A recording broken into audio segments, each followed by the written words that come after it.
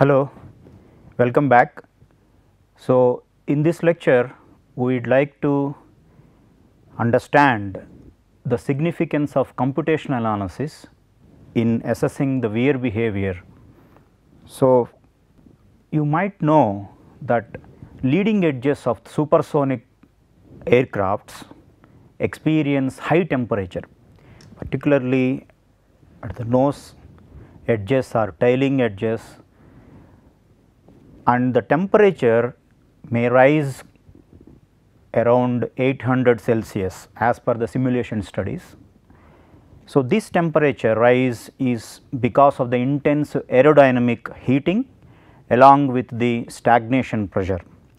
So, you know these supersonic aircrafts, they travel at a very high speed of Mach 2 or Mach 3 at altitudes of around 10 to 20 kilometers, and while traveling they may also experience erosion due to impingement of particulates, those from the atmosphere, and then this particle impingement may lead to the material damage.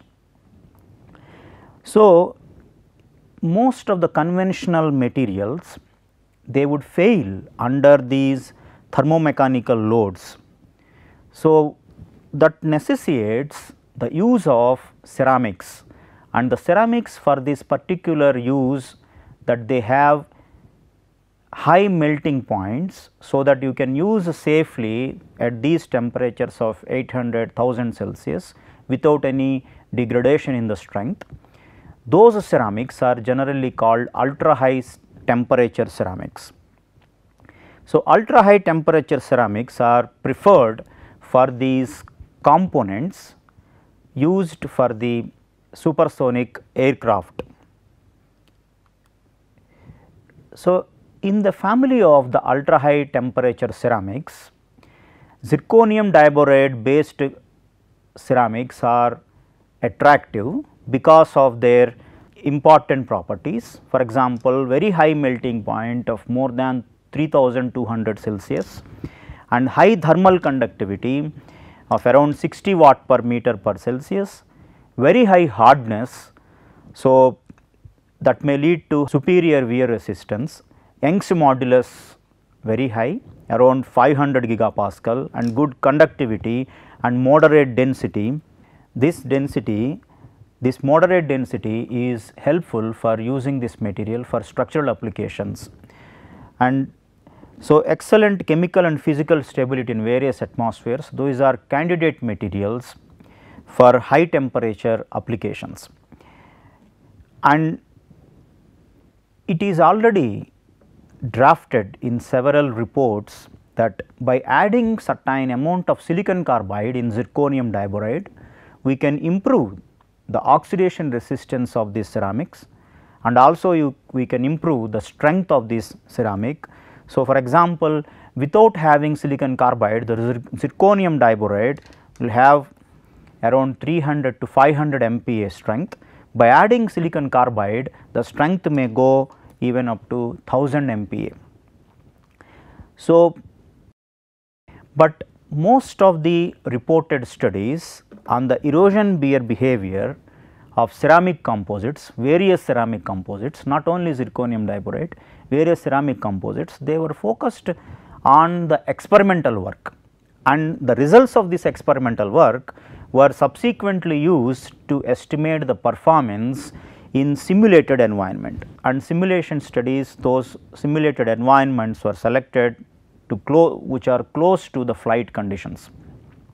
That means experimental work is done, the results of the experimental erosion work will be taken as a input for the computational studies or the simulation studies close to the flight conditions.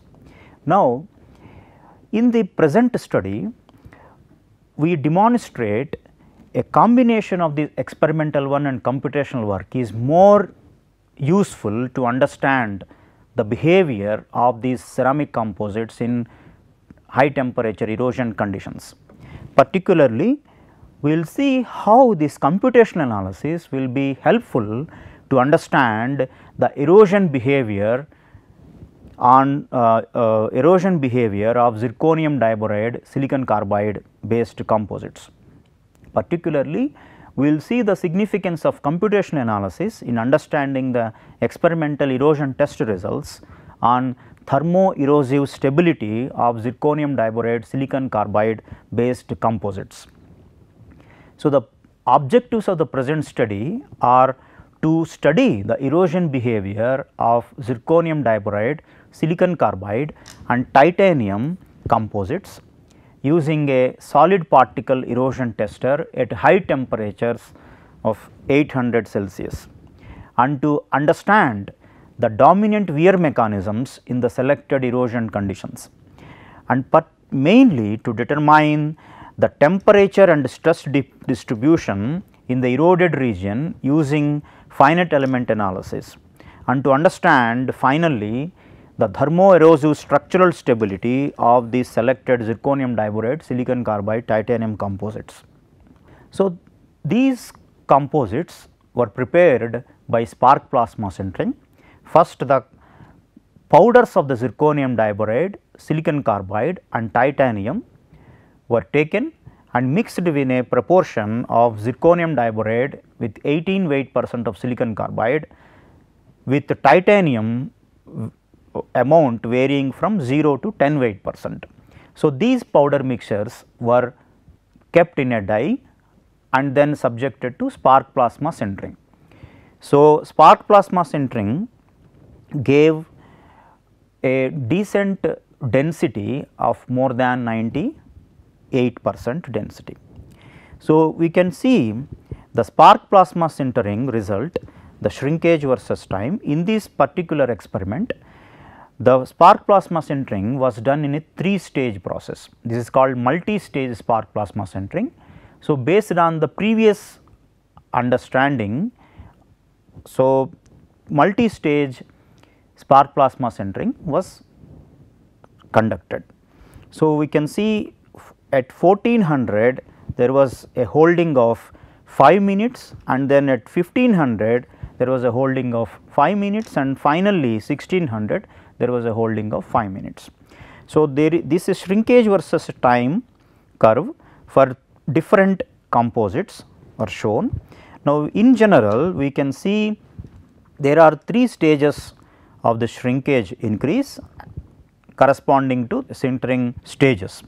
So, first in general the rate of the shrinkage is lower in first stage and a bit higher in the second stage, and aggressively increase the very aggressive shrinkage rate is aggressive in the third stage.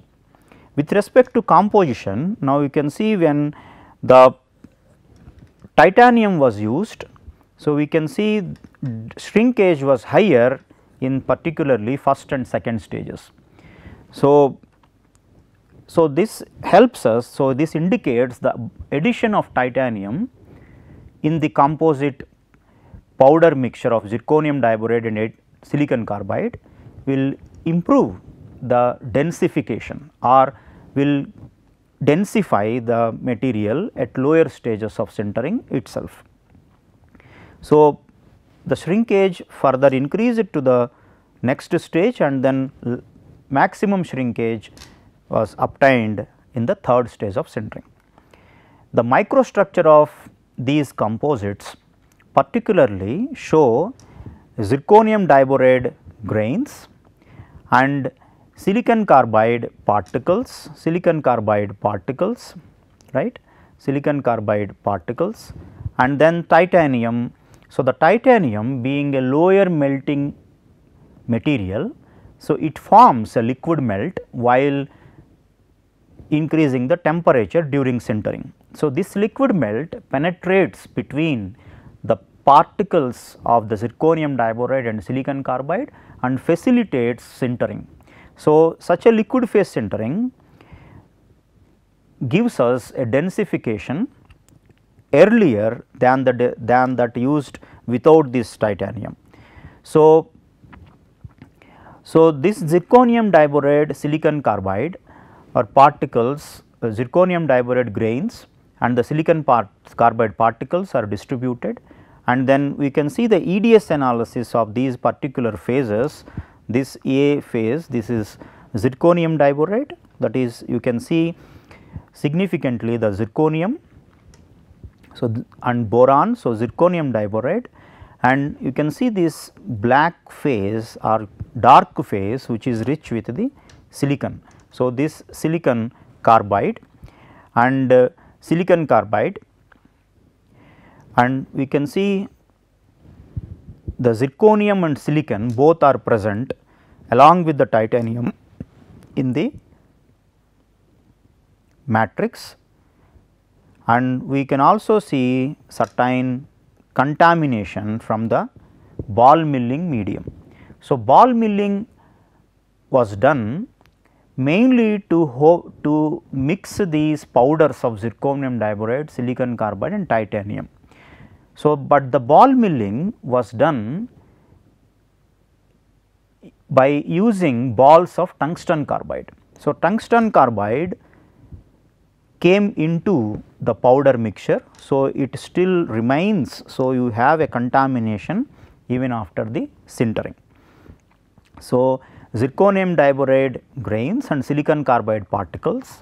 So, in this matrix of zirconium diboride grains and silicon carbide particles, we have certain zirconium, silicon, titanium rich phase at different locations. So, these two materials of zirconium diboride with 18% silicon carbide and zirconium diboride with 18% silicon carbide and 10% silicon carbide were taken for investigating the erosion wear behavior. So, these are designated as ZS T0, ZS T10. ZS T0 means no titanium, T10 means 10% titanium. The hardness and the fracture toughness values were determined by Vickers indentation. So, you can see the hardness increased from 17.5 gigapascal to around 29.2 gigapascal by adding 10% titanium in the baseline composition of zirconium diboride silicon carbide.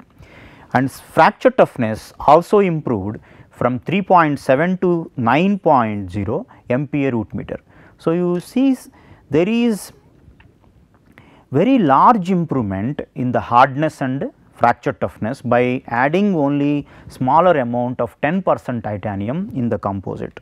So, it also indicates the densification is improved by adding a titanium that reflects in the microstructural characteristics and then the mechanical properties. So, in another study it was also found that the grain size of the zirconium diboride or particle size of silicon carbide are almost similar to that what we started as a initial powder particles. So, there is no much difference in the size of average particle size of silicon carbide or average grain size of the zirconium diboride. So, this also indicates the spark plasma sintering conditions were sufficient to prepare a material of high density with good mechanical properties.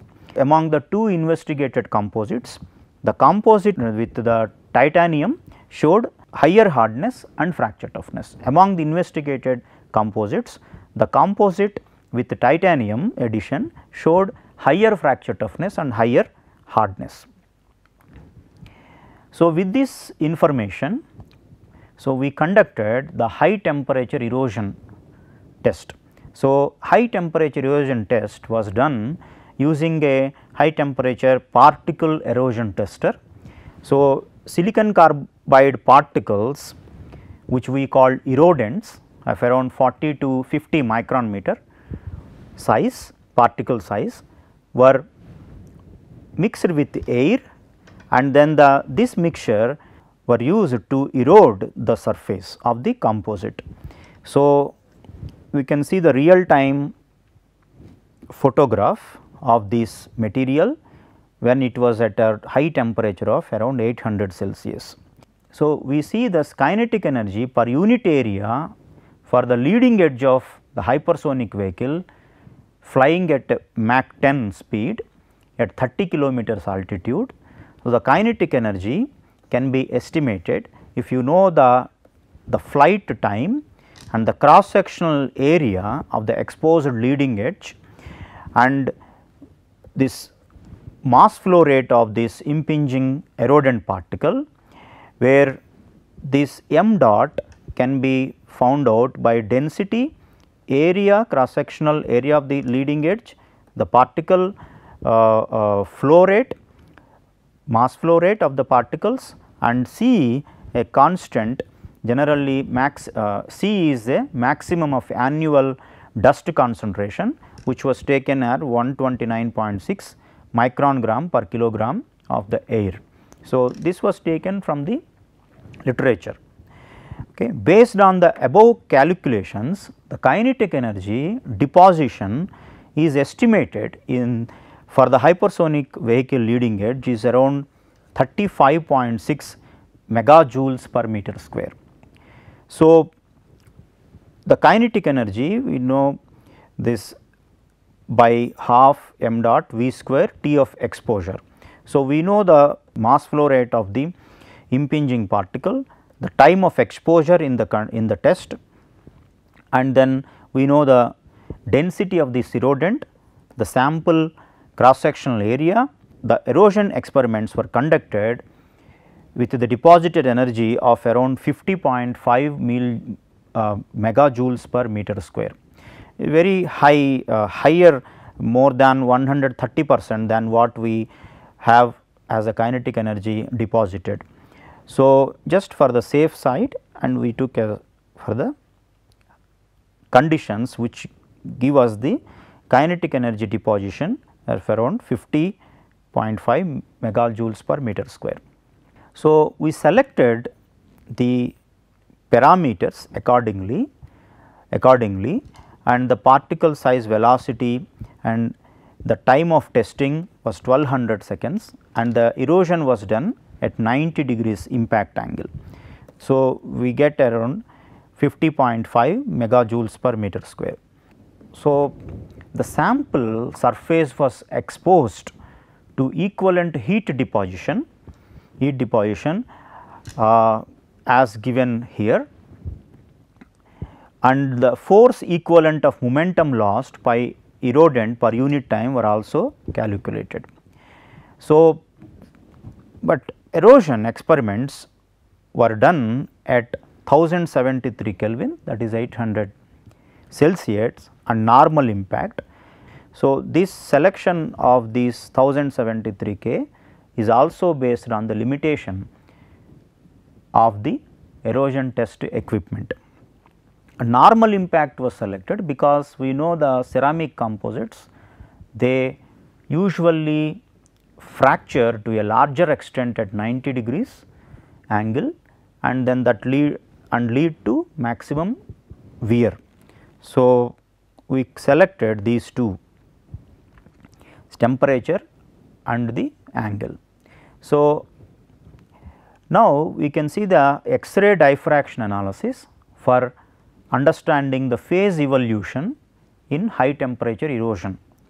So, we see here this ZS T0 means before erosion, just is after sintering, and ZS T0 EJT means erosion tested. Similarly, ZS T10 before erosion and ZS T10 after erosion. Now, you see the phases of before erosion are just zirconium diboride, silicon carbide and zirconium oxide, right, for the sample without having the titanium. When titanium was added in the powder mixture and sintering was done, so the sintering reactions, or that means before erosion, we have certain sintering reactions, zirconium diboride with silicon carbide with titanium, that gives zirconium carbide, titanium diboride, and also zirconium silicide and titanium boride, titanium carbide, titanium silicide, zirconium oxide. So, several possible reactions can be thought. So, after erosion we still have few new phases formed on the surface. zirconium diboride, silicon carbides, right. And then along with this we also have zirconium carbide, boron oxide, silicon oxide, and then titanium silicide or zirconium silicate. So, there are certain new phases formed because of the high temperature erosion. So, let us understand such phase analysis by considering the thermodynamics and the kinetics. So, after sintering the erosion was done, and these are the probable reactions, because we are seeing all these reaction products. So, these reaction products are thought to be because of these reactions, right. So, let us understand the feasibility of such reaction mechanisms by thermodynamics or kinetics. So, Gibbs free energy versus temperature was plotted for these reactions, and we can see the formation of this zirconium carbide. We can see here the formation of this zirconium carbide, boron oxide or silicon oxide, right. So, we can see it is feasible within this temperature range of around this 500 to 1273 Kelvin. Within this range, these are largely negative. That means, it is highly possible reaction forming a zirconium oxide. So, similarly, zirconium oxide and zirconium carbide.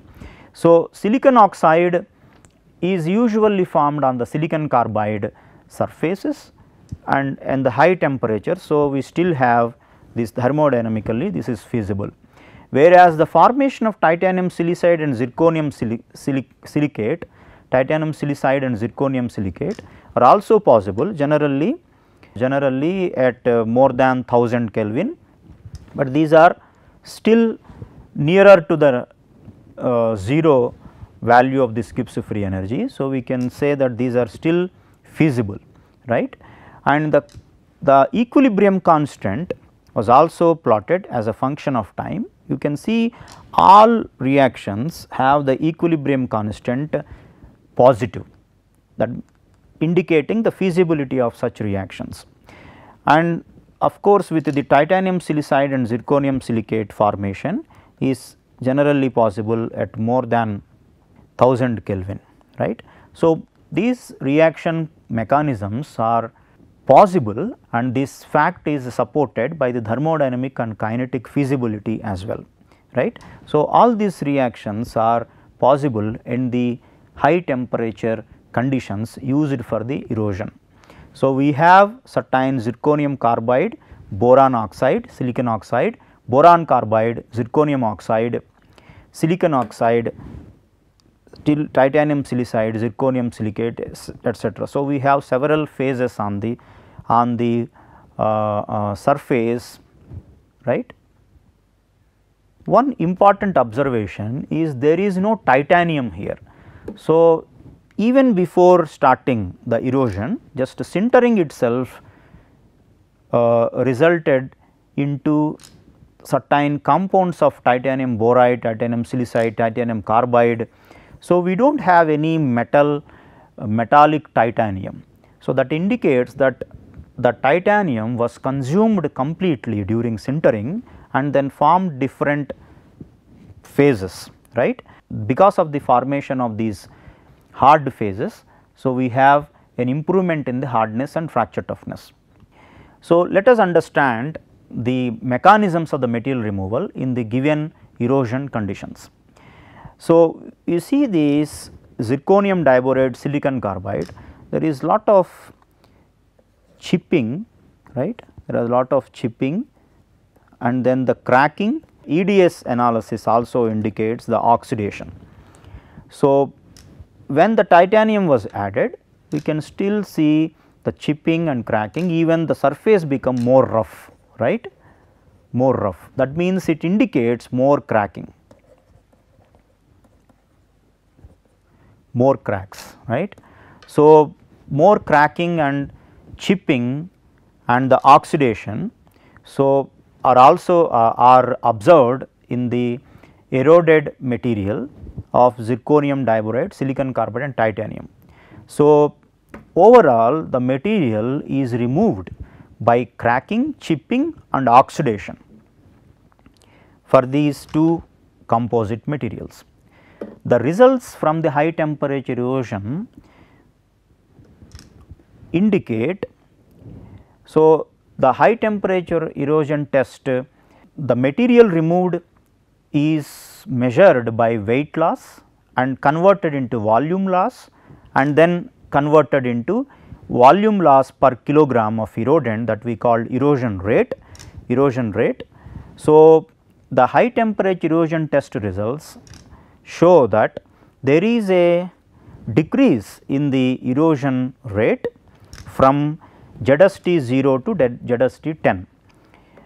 We can see from 35.86 mm cube per kilogram to 33.49 mm cube per kilogram change in erosion rate observed when we add 10% of titanium in the composition.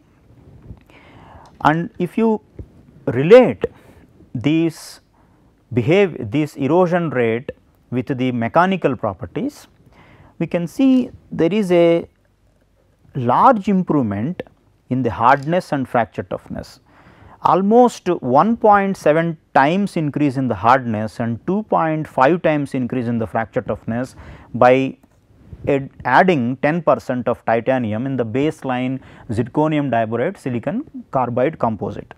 But this combination of increased mechanical properties resulted only 6% or 6.6% improvement in the erosion wear resistance. So, there was a large improvement in the mechanical properties by adding 10% titanium in zirconium diboride silicon carbide composite, but this reflected in only 6.6% improvement in the wear resistance. This is very interesting. So, now this is where we need computation analysis to understand such a behavior. So, for this finite element modeling was carried out, right, using ANSYS software. So, you can see the CAD model, high quality structured grid with second order elements for a better accuracy was generated to discretize the solid domain. We can see the CAD model here, this is the sample, right, and then we can see the highly refined mesh near the erosion crater. So, this can be explained by the 3-dimensional 20 node coupled field solid elements. So, these sigma indicates the principal stresses on each element. So, all the properties like thermal conductivity. So, in the FE modeling, the boundary conditions used are the surface of the sample is exposed to equivalent heat deposition and a uniform force equivalent of momentum lost by the erodent per unit time on the exposed portion of flat face of the composite. And other boundary condition is modeling. In modeling, we considered the conduction as the heat transfer mode at the interface of this zirconium diboride silicon carbide sample, filler and sample holder. So, we have this filler is used to fix the sample inside this metal holder, sample holder. The interface is present along the circumference and back wall of the zirconium diboride silicon carbide sample. So, we know this, we have the displacement constraints even at the back wall, right, and along these walls of the holder. The displacement of rear face of the sample holder is constrained in all the directions, right. So, stress and the temperature distribution was studied first by transient thermal analysis and then thermostructural analysis. First, initially transient thermal analysis was performed to estimate the temperature distribution in the sample. then the nodal temperature distribution obtained from the transient thermal analysis was mapped to the structural domain, and then we have a coupled thermostructural analysis by solving appropriate equations. So, first the results from the transient thermal analysis. So, we can see this is a sample of ZS T0, it is sample of ZS 10, this is ZS T10, this is ZS T0. Now, you see the temperature distribution here. For the ZS T0, the temperature interval you can see here from around 840 to 841 in the vicinity of this crater region, right. Whereas, for the ZS T10, in the vicinity of the crater region, the temperature interval is between 855 to 862. So, a thermal gradient of approximately 300 Kelvin per meter in case of ZS T0 and 4500 Kelvin per meter in case of ZS T10 were observed. So, high temperatures are also observed in the filler material, and mainly because of its lower thermal conductivity compared to these two samples, either ZS T0 or ZS T10. Compared to these two sample materials, the thermal conductivity or the filler material is very low. So, the conduction is difficult in the region of this filler. So, you get a high temperatures at the filler regions. This can also be due to lower specific heat capacity of the filler compared to these two materials. So, we can also see the displacement analysis. So, the this is again, this is for the ZS T0, it is ZS T10, right. So, maximum displacement of around 0.38 mm near the sample circumference for the ZS T0 and 0.40 for nearer 0.40 mm nearer the sample circumference of ZS T10 are found, right. You can see this is in meters. So, but only a small reduction in the displacement field is recorded as we move radially towards the center. But if you see the stress analysis, so von Mises stress values were calculated. So, in case of ZS T0, there is a less difference in stress from the center of this crater to the crater periphery, right, to the crater periphery. So, the stresses are around 38.6 MPa in the center of the crater to 49 MPa for the crater periphery. You can see here 49 here, this is 10 power 7. So, it is 38 to 49 MPa if you move from the center of the crater to the crater periphery. So, this less difference in the stresses from the crater center to the crater periphery for ZS T0 is because of the less difference in the temperature in the crater region. So, almost uniform temperature is maintained. So, you do not have any difference in the stresses. But if you see the ZS T10, large difference in stress from the crater center to the crater periphery. So, this is mainly because of the distinct thermal gradient visible in the temperature contours. So, you can see there is a large difference in the temperature contours, and you can see this the center of the crater is again nodded. So, you can see for ZS T10 the temperature at the crater center is higher than the temperature near the crater periphery. So, the stresses found were also very large in case of ZS 10. So, maximum stress of 282, you can see the maximum stress of 282 MPa is found at the crater center, and this stress falls to 192 MPa nearer the crater periphery, right, in case of this ZS T10. So, such a difference in the stresses can be understood because of the temperature differences from the center of the crater to the periphery of the crater. So, for this ZS T10, the temperature at the center is higher than the temperature at the crater periphery, right. You can see this crater, this is simulation for the temperature contours, this is the temperature contours for the crater region only. So, we must to understand there are certain inherent stresses generated.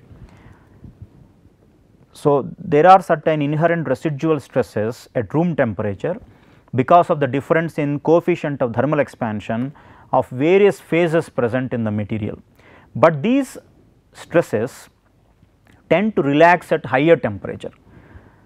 So, the stresses in the oxidized sample as estimated in this work using this finite element analysis are additional stresses developed during high temperature erosion. So, we can also see there is very less weight loss because of this erosion. So, this very less weight loss indicates the ability of this zirconium diboride silicon based multi-phase ceramics to retain the properties in the stress conditions in the high temperature erosion, right. Let us also understand the effect of oxidation on the mass loss in erosion. Very carefully the samples were flattened to see the oxidation layer thickness. So, this is ZS T10, the maximum thickness of this oxide layer is around 25 micron meter, whereas for ZS T10 the maximum thickness is around 7 micron meter. You can see the ratio of mass gain due to oxidation to the mass loss due to erosion is very less, right. So, 0.0035 for the ZS T10 and ZS T0 0.0124. So, that means very negligible effect of the oxidation on the mass loss due to erosion. So, the mass gain due to oxidation is negligible when you compare with the mass loss due to erosion. That means, we can say the material is removed by the mass loss during erosion significantly. So, we can also understand that the additional presence of the refractory compounds, for example, titanium carbide, titanium silicide, these contribute in improving the hardness or toughness for the zirconium diboride silicon carbide titanium composite. So, it leads to improved stability. Finally, let us conclude the salient results obtained from this study. The erosion rate of zirconium diboride silicon carbide titanium composite is 6.6% lower than that of zirconium diboride silicon carbide composite. This is also 18.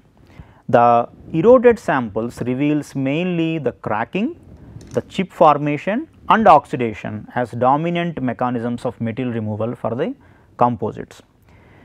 X-ray diffraction analysis as well as the realistic assessment of the thermodynamic stability at the computationally predicted wall temperatures indicates the possibility of the formation of several phases: zirconium carbide, zirconium oxide, boron oxide, silicon oxide or titanium oxide on the composite surfaces in the selected conditions of erosion. One order of magnitude higher stresses are determined from the thermostructural analysis. So, these higher stresses are attributed to the reduced effect of better mechanical properties like hardness and fracture toughness and the erosion loss for zirconium diboride silicon carbide titanium composite. So, in spite of having large improvement in the hardness and fracture toughness, there was less improvement in the erosion wear resistance for the zirconium diboride silicon carbide titanium composite compared to zirconium diboride silicon carbide. So, this discrepancy can be understood only by this computational analysis that we did using finite element model. So, the understanding obtained from this approach of combining experimental results and the computation analysis is very much significant in selecting suitable material for the thermal protection system of the supersonic vehicles experiencing the erosion wear. So, this particular study proposes or demonstrates necessary guidelines for assessing thermal, erosive, structural stability of materials utilizing a novel approach of coupling experimental results and computational analysis. So, I hope you like this part of this lecture. Thank you.